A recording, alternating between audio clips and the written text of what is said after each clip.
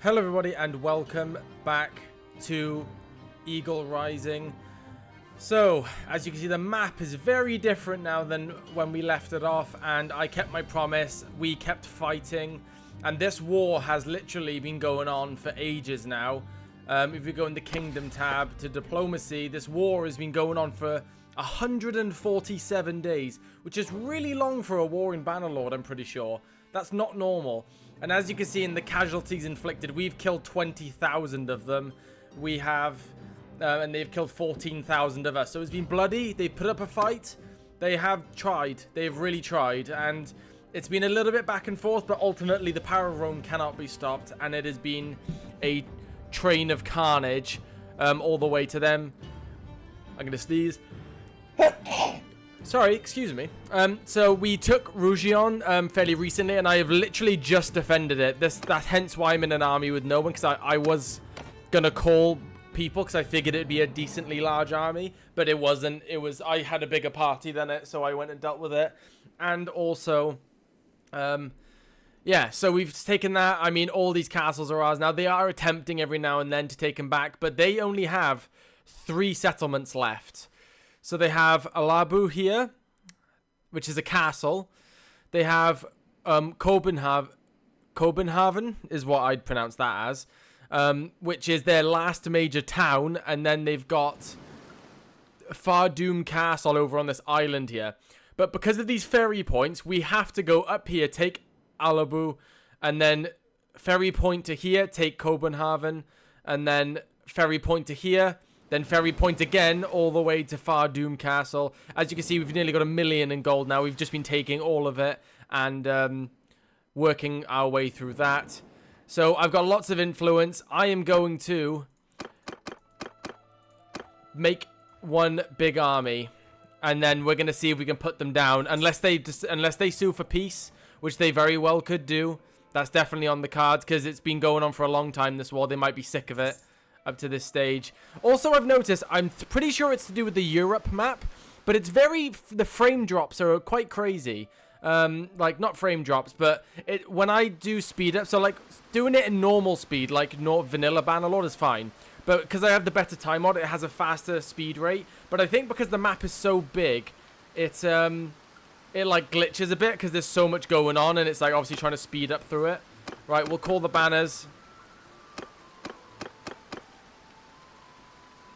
Oh yeah, this is what we want.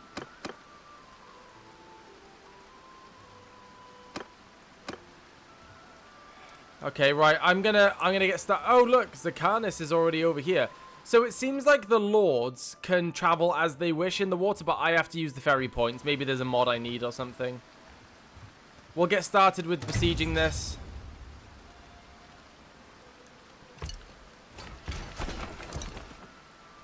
This will be one of their settlements that they likely had since the very beginning. So these last settlements that we're going to be taking here are going to be probably fairly large garrisons, hence why I've called so many people. There's Marcus. He's got a good party now, 150 odd soldiers, which is great to see.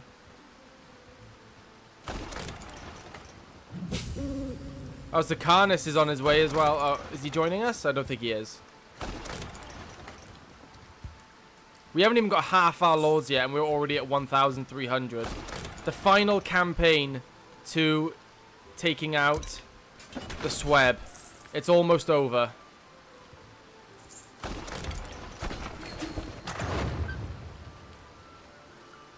I'm not going to bother voting on that. I'm focusing on more important things right now.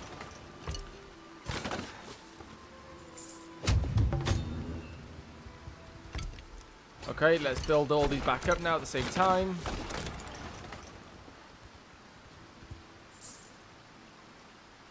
Right, so we've taken out the major catapults. They got a blister, but I'm going to leave that. I don't want to waste too much time because I'm going to be spending loads of influence keeping this army going. So the faster we can get into these places, the better. I should have saved before I did that, just in case of crashes, but that's alright.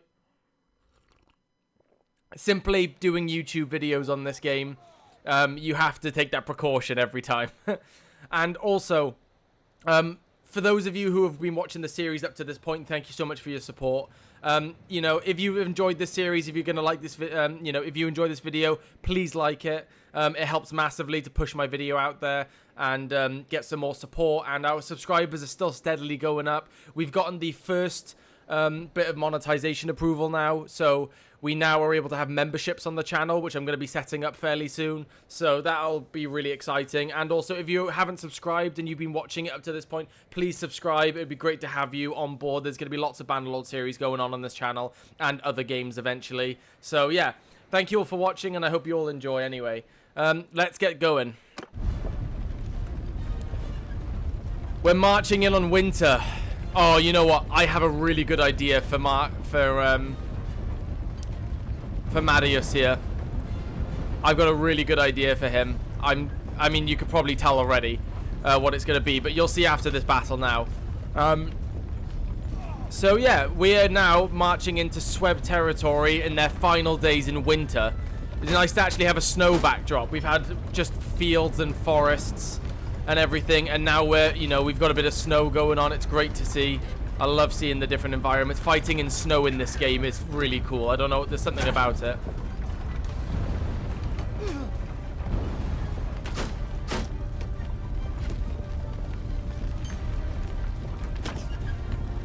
I do usually like speed this up, and I usually go a bit faster with this sort of thing, but we are kind of savoring the moment a bit here, because it is going to be, we've only got 3 settlements left to take from them, so it won't be long, and we won't be able to fight the Sweb in battles very much longer because they're going to all be gone. I have also been executing lords a significant amount. Every lord I've come in contact with from the Sweb I've been executing, so their capability to keep raising armies has gone down drastically. I've noticed their armies really don't ever exceed 300 to 400 anymore, and I haven't seen a 500-man army for a while, so they cannot retaliate nearly as well as they used to be able to with their 1,000-man armies that they started off with. But because of our work executing them and whittling down their numbers and their towns and castles, they are just not able to put up the offensive anymore, and we are just snowballing them at this point. So it is now, although they'll be well dug in these last few settlements because these are their vanilla, like what they started with, so they should have really good garrisons in them that have been built up over the whole playthrough, but we should be able to put them down nonetheless because of our overwhelming might as Rome and the hard work Marius has put in to create an elite Roman army. Infantry, hold arrows! Everyone hold your javelins. You're wasting them all.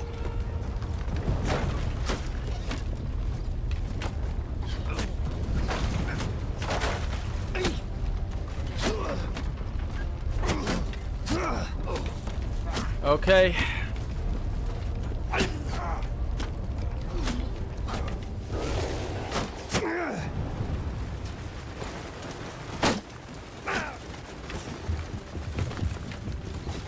Okay, men up the walls. We'll drop this barrier and the men will come back then.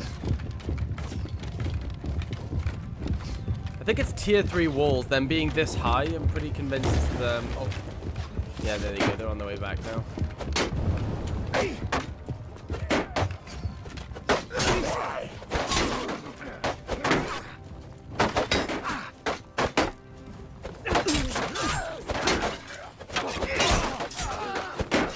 Come on, keep poking your faces out. Just what I want to see.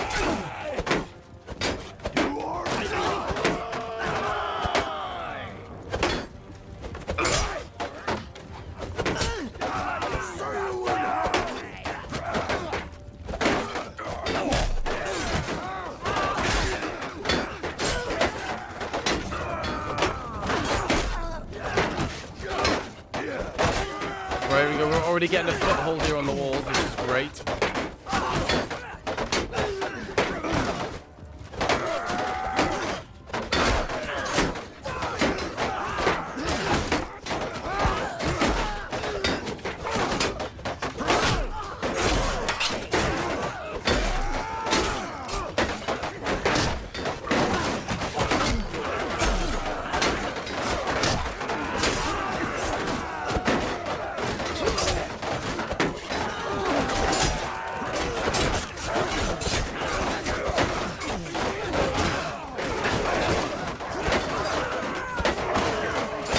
very a bit claustrophobic now.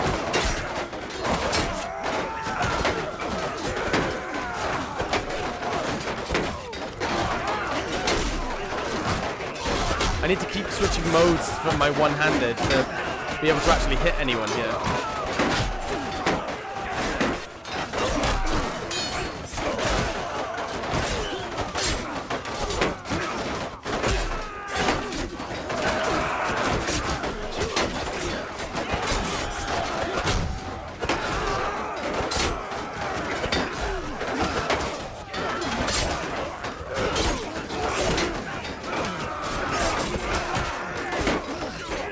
Man, these flags are getting in my way. I can't see anything past them.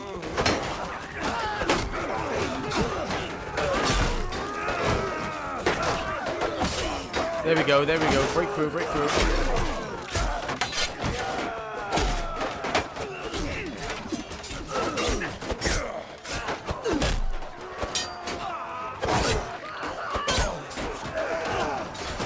Nice. Alright, that was pretty smooth actually. That felt very smooth and successful, so. How's everyone else doing? Let's skip out of this. So these guys are doing.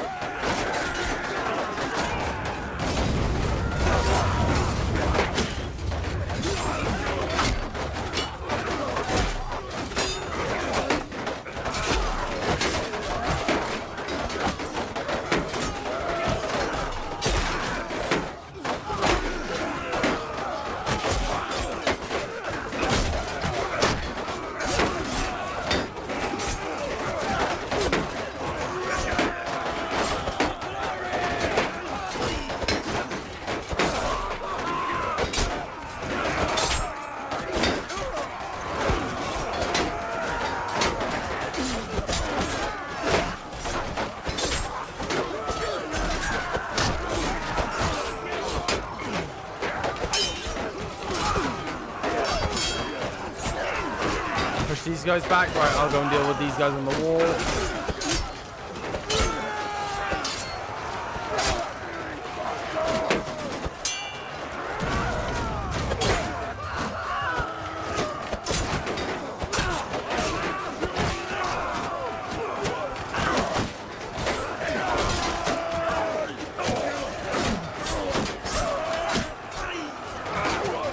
We are wounded now.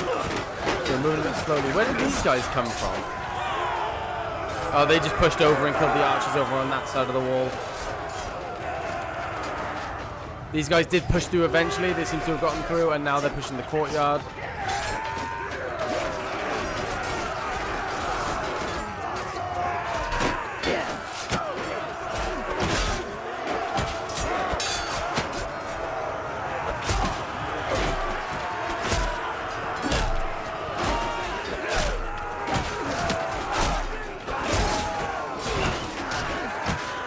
These archers to the sword. The final days of the Sweb are coming. Their second to last castle failing.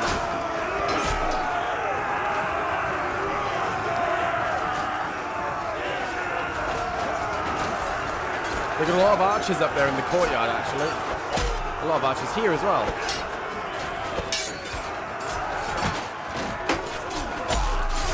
Nice. These Praetorians have some really nice swords. They're dealing with those up there. There's no point in me trying to get up there because it'll be a hassle.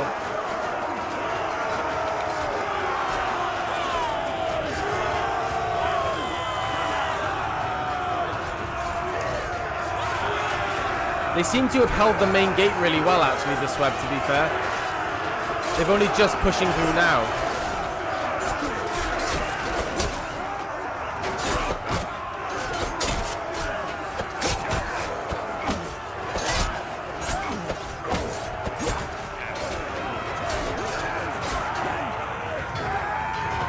This is the last guy here. Okay, my game crashed for some reason. Okay guys, so we did take Alabu in the end. It was really weird. So this siege, when I did it the second time, the exact same thing happened. Of as soon as we won, like as soon as either the enemy had all retreated or the enemy were dead, it just instant crashed to desktop. Not even the submit the crash report. It just straight went to the desktop and just deleted the game. Like, it was so strange. So I actually had to auto-resolve that, which is really unfortunate because we took significantly more casualties auto-resolving than we would have if we actually would, did it manually. So that's a shame, but, we've still got 1,500 troops, so it's not too much of a worry, to be honest. And we're still waiting for a couple of lords. I'm going to call in a couple more as well, although they're 6 days away. Let's just wait here for everyone to heal up a bit. Which was almost instantaneous, actually. It's just waiting for my troops now. No, I do not want any I don't want any of these fiefs. I don't really care for them. I'm focusing on my castles and Neapoli, which I have. We will now make our way to the next point in the war. So we will head to the ferry point.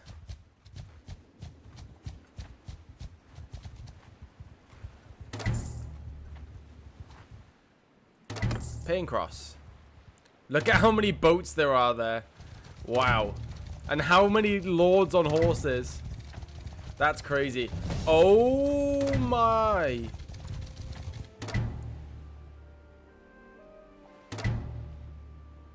$2,200 defenders. There are so many parties in there as well. That's why it's so high. Even still, it would have been about 1,700. This is their main point. I was thinking it was going to be built up, but not that built up. Right. We have a monumental task ahead of us here.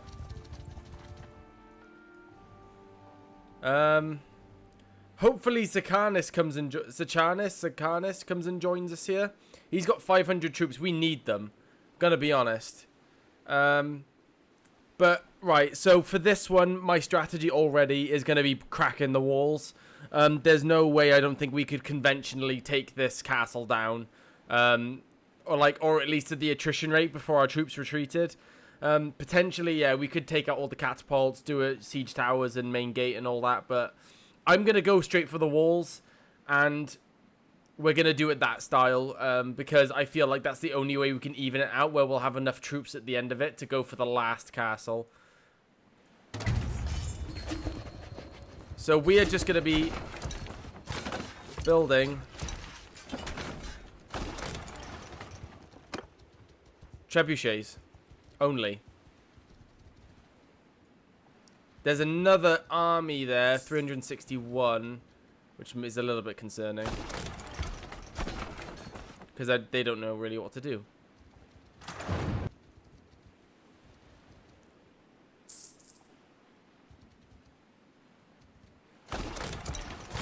Move that to reserve.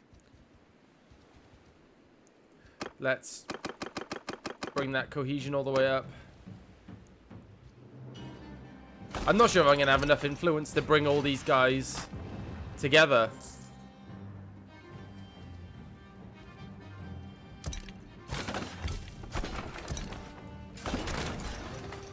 Okay, here we go.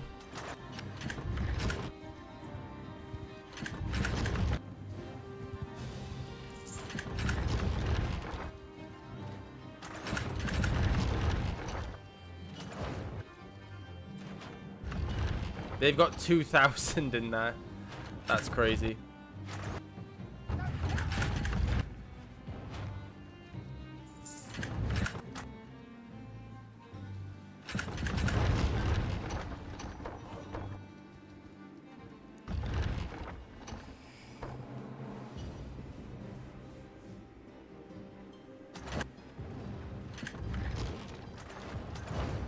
Yeah, a bit more of a long-winded siege this is. I'm not sure if I'm going to have enough influence to keep this army going all the way to the next settlement as well.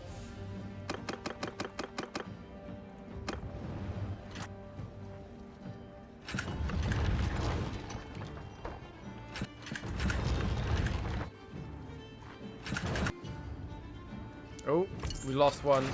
Lost another.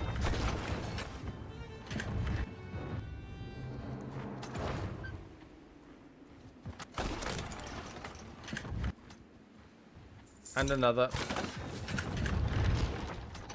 We're almost there with one wall.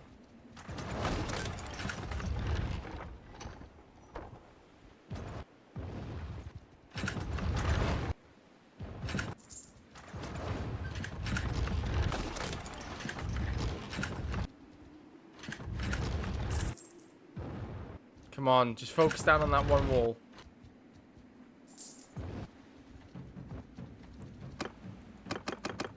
Bring the army back up.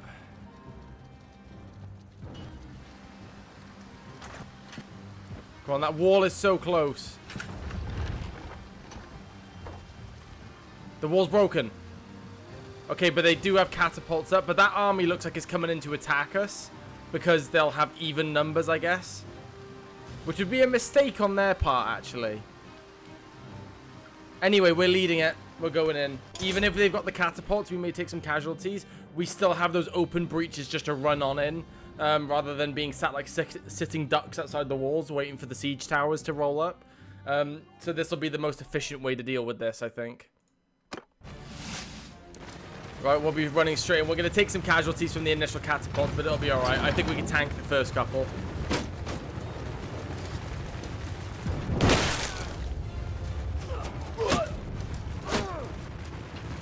Right, a winter siege again. The final, I mean, this is not the final stronghold, but it's their this is their capital city, essentially. It's the final major stronghold they have. Uh-oh. They didn't do any damage to that second one, unfortunately for them. Well, apart from the other side. Whoa! Okay, my shield just got taken out straight away. I don't know, someone's throwing something strong. Or shooting something very strong.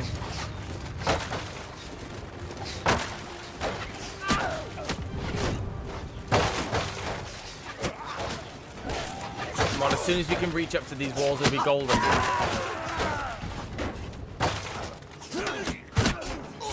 Come on!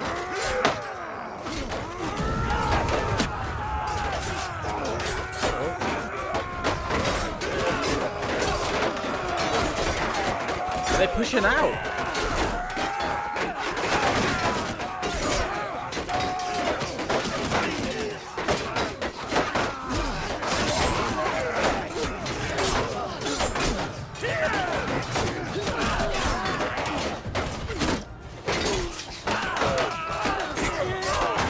There's no way they can stand up to us doing this. This won't last very long for them.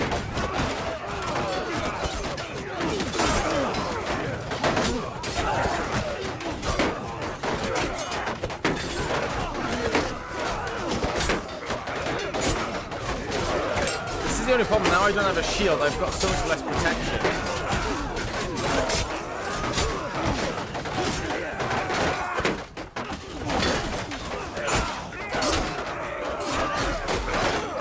I'm just gonna get skewered like this. I don't think I'm gonna survive very long.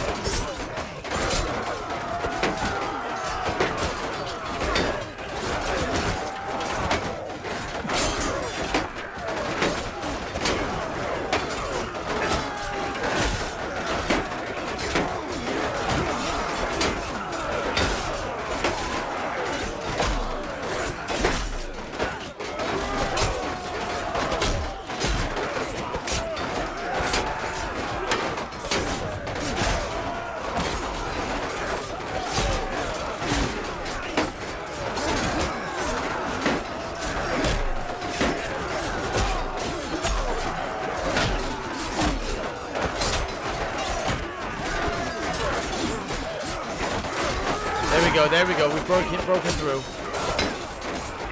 Went into focus mode for a while there.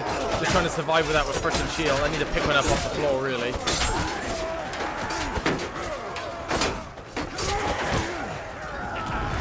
I'll take that shield. Well, this is it now. Beginning of the end for the enemy. They're going to have a lot of reinforcements continually coming in here. Yeah, look at all the enemies down in the street there. This is it though, the final days of the Sweb.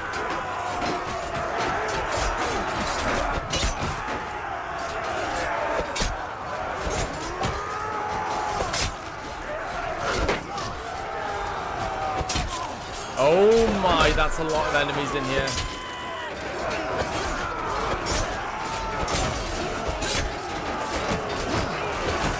I think we've got them sandwiched.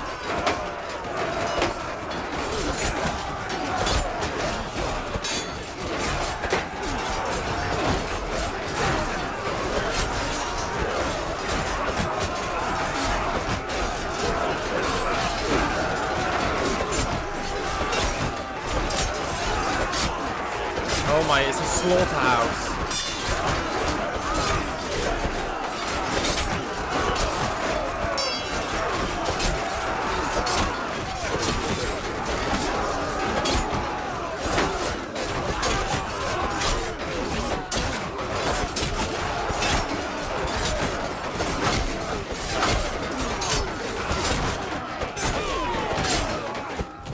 Man, that was brutal. It was just... That was just complete slaughter.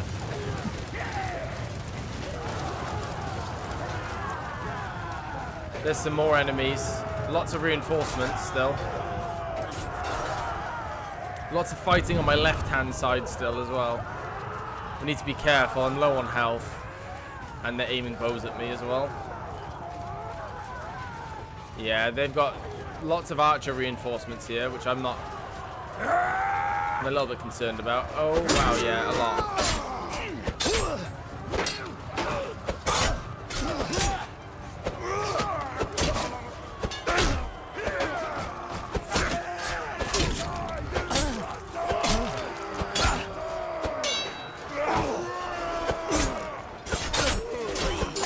There's a constant stream of them coming from the back.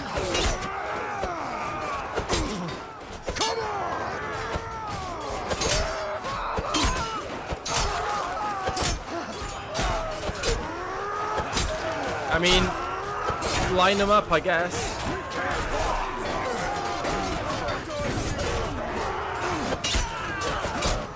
It's just a stream of reinforcements coming in, and because they're archers, they're just getting put to the slaughter. They can't set up anywhere, they can't go where they need to go in time.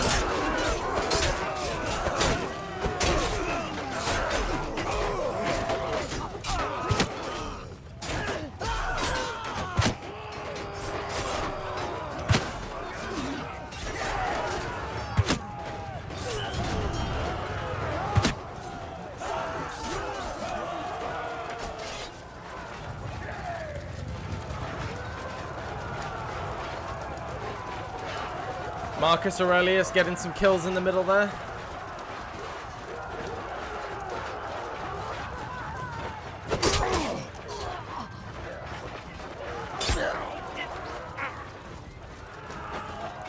Putting the final people to the sword.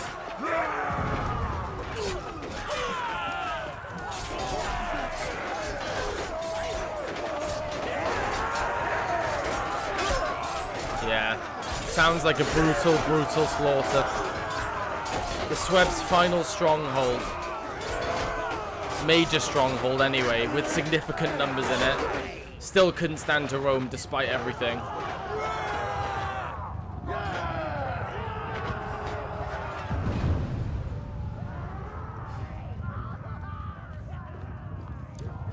Still some enemies somewhere.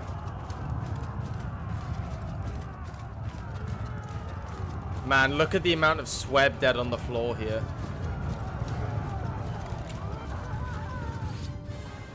Yep. Look at that. There's a lot of Legionarius Sequila Cohate. I can't say it. Ignore me.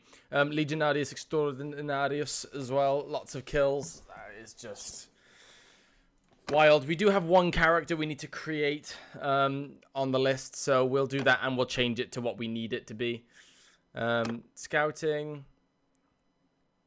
riding, tactics, and we'll do the same again over and over again.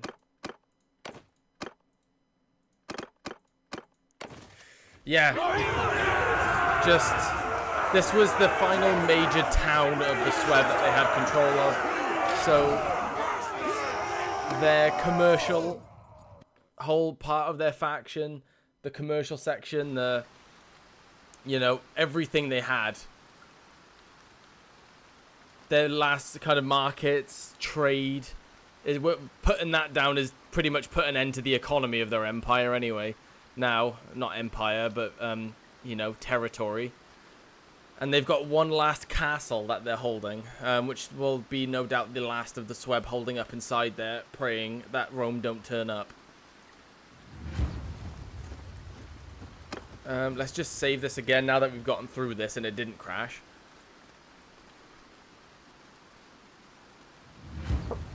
Oh, God. Right, we want to take all the important people. So, Marcus, Centurion, Julian, Gallus. Although low in health, it should be okay. Oh, God, I'm sneezing a lot today. Quintus Pompeius, Octavian, Livius, Tiberius, all been with us throughout this war against the Sweb, and we're all finally seeing it put to an end. We will take all these lords with us as well. And then we'll take 5 centurions in with us. Oh, wow, there's a lot of them in here. Whoa, whoa, whoa.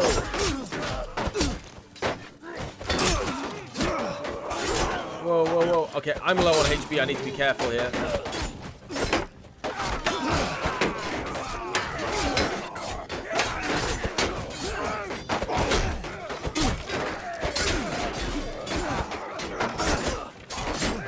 I'm wounded.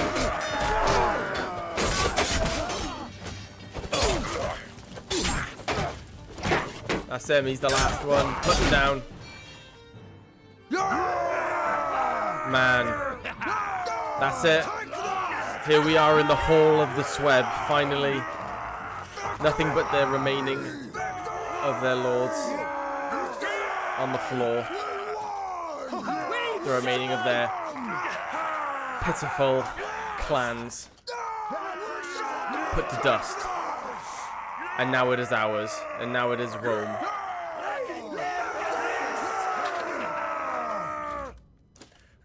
A hard-fought war. You know, a hard-fought war. Not over yet. I mean, it's over now, pretty much. But, I give up. There's some mercenary lords here. We won't execute those guys. We won't execute the mercenaries, but we will execute that Sweb lord.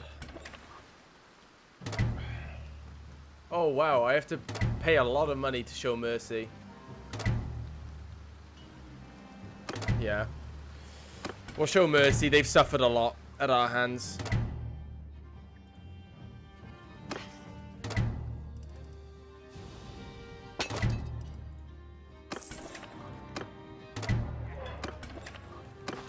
Where is that one lord?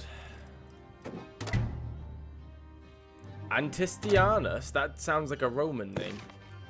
Is a member of the Legion of Betrayed, a mercenary. Oh, are they all mercenaries? Yeah, they're all mercenaries. Right, okay, well, we'll just imprison these guys then.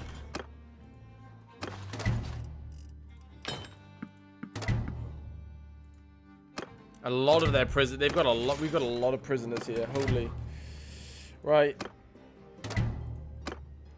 We've still got 1,500 men. Oh, they took Rougion back. You gotta be joking.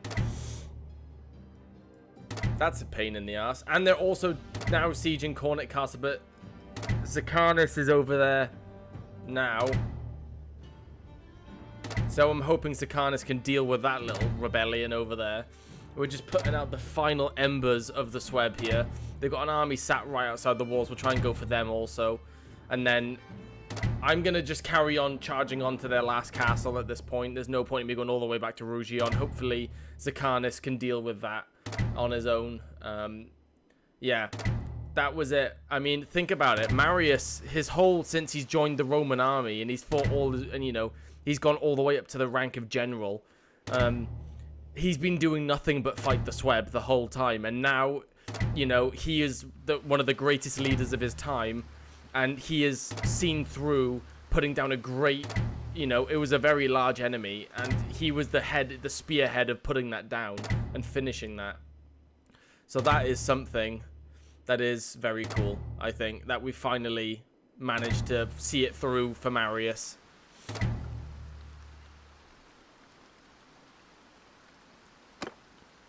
Right. Oh yeah, we have quite a lot of skills here. 250 for one-handed. Plus 15 party limit. Or plus 10% armor penetration. Wow, thing is, with RBM, armor penetration is so important. So, like, I could get kills so much easier, but I'm getting kills easy anyway. But I'm also been fighting clans the whole time who are not wearing heavy armor. When we ever fight the Carthaginians or the other Roman lands or, like, factions, that armor penetration is going to come in real handy. And honestly, I think I would trade that rather than having plus 15 party limit, because I can get extra party limit in many other ways. Yeah. I'm getting armor penetration only because if it was vanilla game, I wouldn't have gone for that. Only because it's RBM I've gone for that, because it's so important. Right. Athletics now. Minus 50% fall damage taken and 100% kick damage dealt. Plus 5% damage with throwing weapons. We'll do that. And also it's plus 20 throwing skill to troops in formation, which is very important in this mod, because everyone uses a throwing weapon. Plus 30% build speed for fortifications, aqueducts, and barrack projects. Plus 30% hit point for defensive siege engine. Yeah, this. But we can create fire versions of siege engines now, which is great. 100% influence return when a support proposal fails to pass. 20% relationship bonus when you pay more than the minimum amount in barters.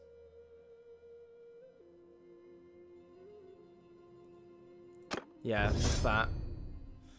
Right, so this is very important. We're running out of attribute points, so we need to be very careful where we place this. I'm tempted to... I don't know.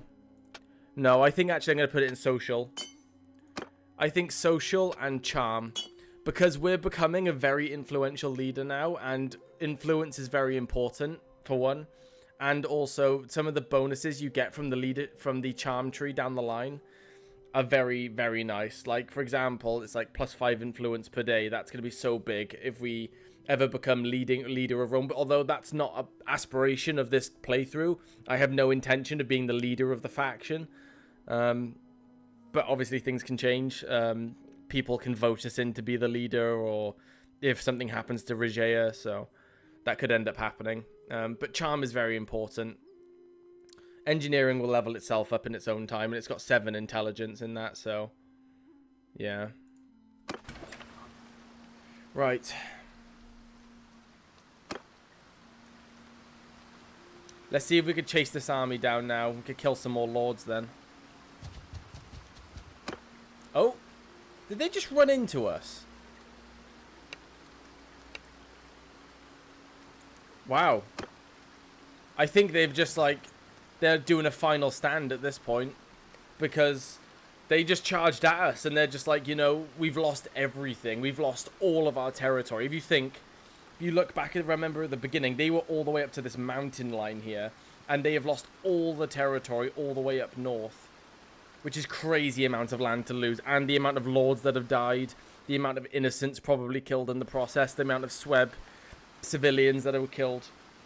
They just want to die honorably and go out fighting rather than being put down, you know, which I think at this stage Marius would respect them massively for the fight they put up. I think Marius isn't someone who's extremely hateful of the Sweb. Obviously he's been fighting them all his life. He's probably got a superiority vibe about him of thinking, oh, I'm above the Sweb. Like, Rome can't be beaten, obviously, because Rome is so much more superior and technologically advanced and cultured and stuff like that, you know? That would be Marius's perspective, but I definitely think the Sweb would have earned his respect as fighters and warriors and leaders for the considerable fight they put up for their land. And, yeah. Wow, we've nearly got 1,000 soldiers here.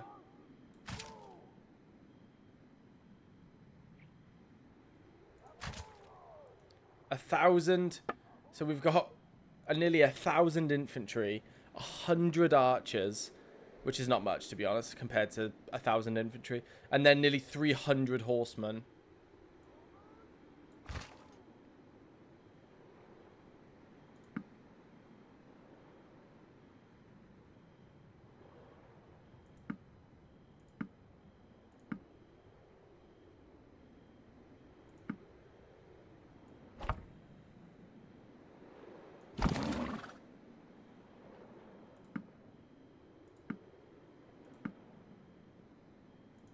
Trying to find all my guys now. I can't see them. There's so many lords here.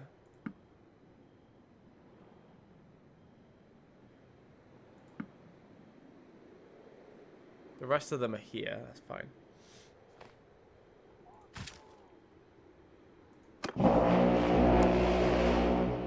Wow, that is a lot of infantry. And how many of them are there? 200 infantry versus our 1,000. You know, we're leaving the archers out of this. We're even going to leave the cavalry out of this. This is between Marius and the Sweb. I think Marius has a sense of honor. He wants to meet his foe in battle before he puts them down. Infantry! After me! And Marius wants to be at the head of the forces that leads the final strike against the enemy.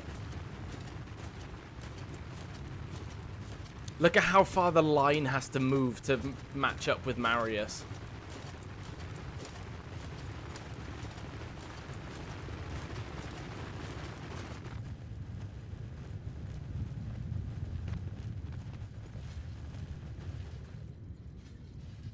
I can't get over how I can't even see the end of the line down there.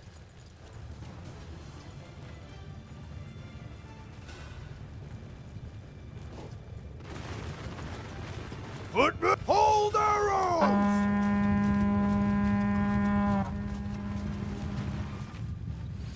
Are they coming towards us? No, they're just... Okay. Footmen! Move! Infantry! Forward! Oh, don't do that. No. So archers! There we go. I think Marius just wants to be there, you know, when the final enemies get put down, and they're, you know, they're not surrendering. You know, we would incorporate them into Rome, but he respects them that they're not surrendering, and that they want to go out on their own terms. So he's meeting them to do so. Just think about how wide this line is, but how many lines of infantry there are as well at the same time. It just goes all the way down there as well. It's just crazy. Footmen! Infantry! Move! Forward! Infantry! Move! Oh, did it again. Infantry! Soldiers! Can't wait for to say open fire with the javelins on this one. Footmen! Although they're probably going to charge at us before we can even get in formation, I imagine.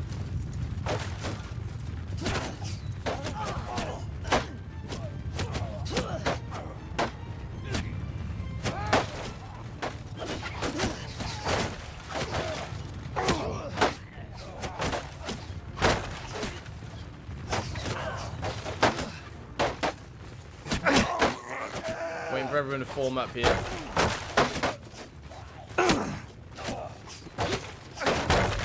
Oh, mine's gone now. Footmen! Fire at will! Oh, yeah, there it is.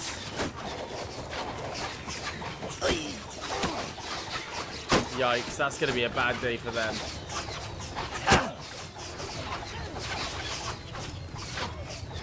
Infantry! You know, I think Marius wants to do it the honorable. He feels like he doesn't want to, you know, he's such overwhelmed. He wants to meet them. Infantry! Swords against swords. Kill them No all! javelins from a distance. Come on, guys. Let's finish what we started.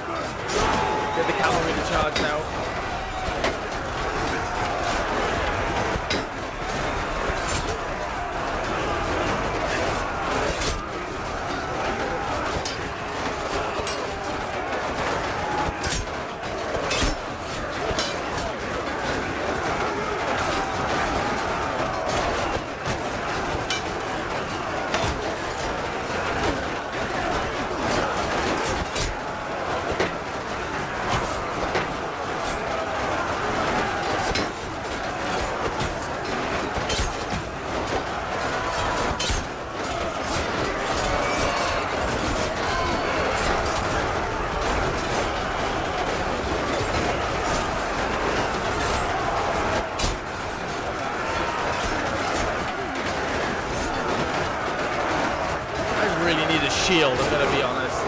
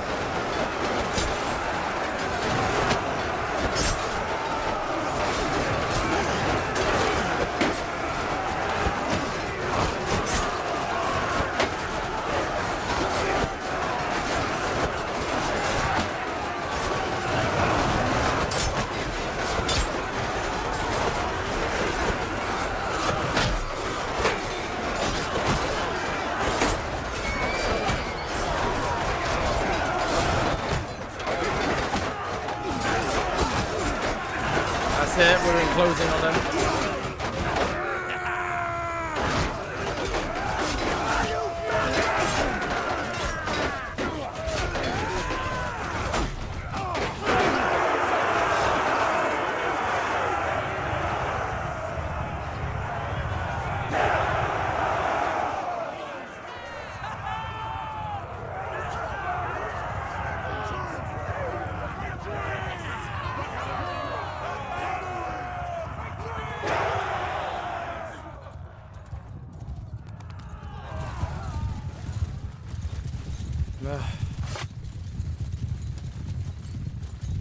One of the final open battlefields against the Sweb.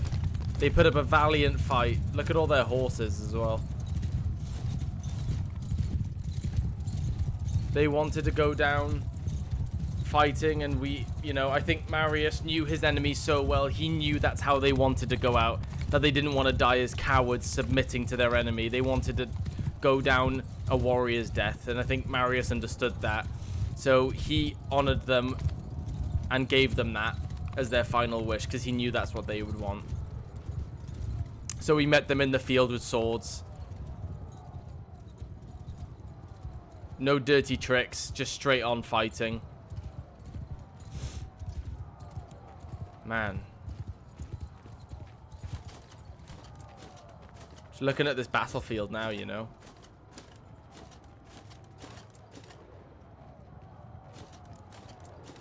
They were a good enemy. They were a tough adversary. Although we're not done yet. We still have some fighting to do. No way they're going to pull this move right now. A courier bearing a peace offering from the Sweb has arrived at the court of your realm. The Sweb will pay 3,590 tribute each day to end the war between your realms. Your kingdom will vote whether to accept the offer. I mean, everyone wants to, you know, go for peace. I mean, they've only got 1,500 people left.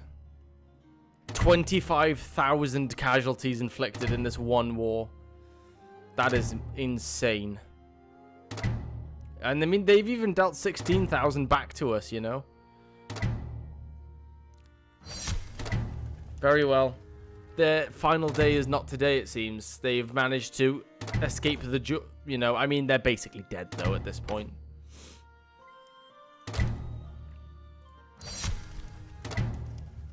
Let's be honest, they're basically dead.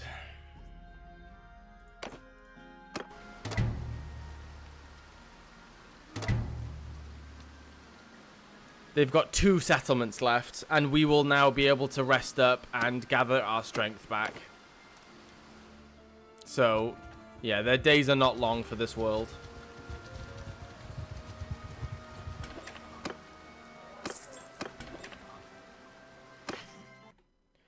Okay, so welcome to the newest member, Lucius Aemilius Scaurus. I'm not quite sure how to pronounce, obviously, the stuff. I can't pronounce Latin properly, as we all have established at this point. So yeah, this is Lucius Aemilius Scaurus. Scaurus? I have no idea. It's quite a long backstory to this one, so just keep that in mind. There's a lot here, but it's great detail, and I really love it when people go super in depth with the character. It like adds a lot to them, and when you see them get a kill or you see them on the battlefield, which is quite rare. It's quite hard to find a companion on the battlefield, but it does happen rarely. It was like it's always a great moment because you feel like you know them and they have a backstory and everything, and it's quite cool. So, okay, so. So, yeah, name, Lucius Aemilius Scaurus. Basically, it means Scaurus signifies noble or distinguished family name. Family lineage. Lucius comes from a prestigious family of military leaders, but he's determined to earn his respect through his own deeds rather than relying on his noble birthright. He's in his early 30s, old enough to have experience, but young enough to be eager to prove himself. His previous experience. He has led smaller cavalry skirmishes and been a trusted officer in various campaigns, but this is a first major opportunity to lead a full cavalry unit in a high-stakes mission. He is taller than most centurions, imposing on the battlefield, athletic and lean with a soldier's physique shaped by years of riding and combat. A strong angular jaw with a weathered look, scarred from a past battle, symbolizing his resilience. He has dark, intense eyes and that reflect his ambition. So I have added a scar straight in the middle of the forehead, almost, basically, because there's none that cover the chin, and I gave him a beard as well, so you wouldn't even be able to see it if it was on his chin. So I thought the one in the middle, like, on the face looked really cool, though. So into his ambitions and his character. Lucius has always felt overshadowed by his more famous ancestors and is constantly seeking ways to outdo them. His ambition is a driving force, and he believes proving his worth to General Marius Maximus is his ticket to recognition. His loyalty to Rome and his men is unwavering. Despite his drive for glory, he will never sacrifice his soldiers for personal gain. Lucius is quick-witted on the battlefield, particularly when it comes to cavalry tactics. He excels in reconnaissance and flanking maneuvers, but dreams of leading a full cavalry charge in a major battle. His desire to prove himself can sometimes make him impulsive or overly eager, leading to rash decisions that can jeopardize his unit's safety. He has a natural leadership quality, able to inspire and motivate his soldiers through speeches and actions. Role in the story. Cavalry commander. Lucius is in charge of a highly skilled group of cavalry soldiers. His unit is tasked with scouting and engaging in flanking maneuvers before the larger Roman legions advance. Quest for validation. Despite his skills, he feels that General Marius Maximus doesn't fully trust him yet. This fuels his desire to prove himself, leading him to take greater risks to gain the general's favor. Key skills. Horsemanship. A master rider who can control any horse in the heat of battle. Specializes in quick hit-and-run tactics, ambushes, and utilizing the cavalry's speed to disorientate the enemy. Weaponry, skilled in using the spada longsword for close combat and throwing pila javelins when engaging enemies at a distance, also proficient with a securitas battle axe. Commanding presence, inspires those around him with his bravery and determination, rallying his cavalry with battle cries. His relationship with General Marius Maximus. Admiration with frustration. Lucius deeply admires General Marius Maximus's leadership and wants nothing more than to be in his inner circle. However, he feels the general's trust in him is not fully realized. He is determined to change that. Marius Maximus respects Lucius, but finds his eagerness and impulsiveness concerning.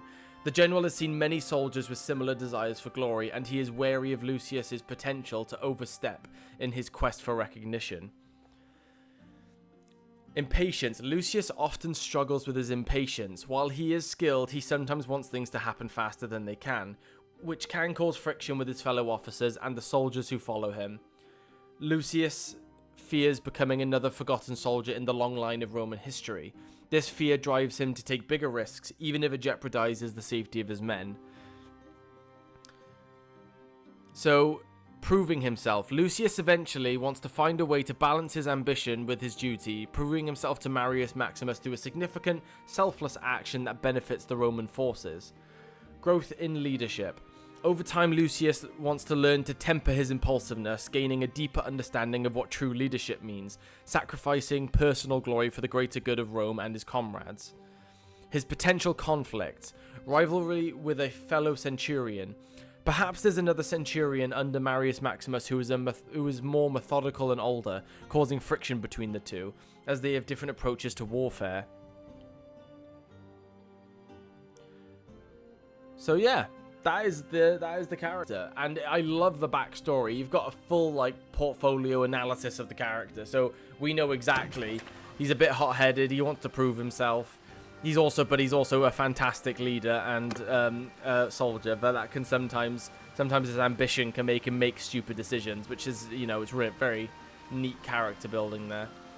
And man, I'm just so annoyed that the Sweb decided to try and make peace with us then, and we accepted it. Like, really? We were so close. So close to destroying them. Literally, they have 2 settlements left. 2. Wow, as well, look at this. Provincia Romana Galliae might be off the map before the Sweb are, which is a miracle, because it looked like the Sweb were on their way out, but these guys are about to get crushed.